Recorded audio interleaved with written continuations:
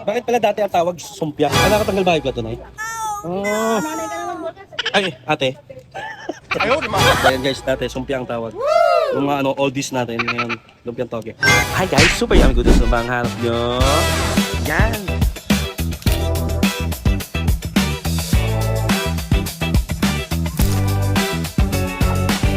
So ayun guys, dito tayo ngayon sa may 81 Makatuwing guys. Kahabaan ng 81. Makita nyo agad to. Dito yan guys yung may arko. Ayan. Pasok tayo. Tignan natin yung lumpiang tripo dito. Ano?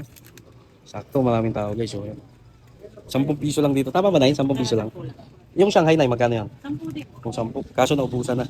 Pero masarap din yung Shanghai nila dito guys. Lalo yung suka guys. Oh. Ayun oh. Ganito yung tsura ng suka. Mabisa yan guys. Yes! Ayan, mga kabataan oh. Sarap ba yarn?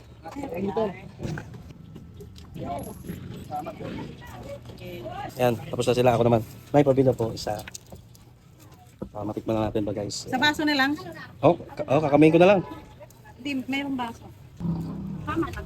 Parang hindi yung eh. Kaya samatalahin mo. Kain po.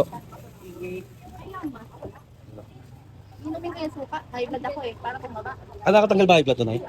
Oh. Nanay ka naman, Borgas. Ay, ate. Ayaw, di ba? Sorry guys. Ito na yung ano, lumpiang sariwa. Isa.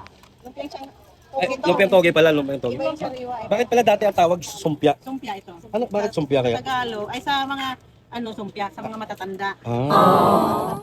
Pero ngayon, lumpiang Lumpiang toge na. So ayan guys, dati sumpya ang tawag. Yung mga oldies natin, ngayon lumpiang toge.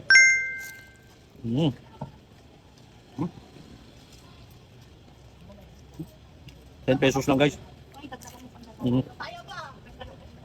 Kaya gusto nyo ng lumpiang toge, dito lang kayo nanay. No. Dito sa bungad lang ng 81 Makatuwing. Apay tayo? Tara, let's go!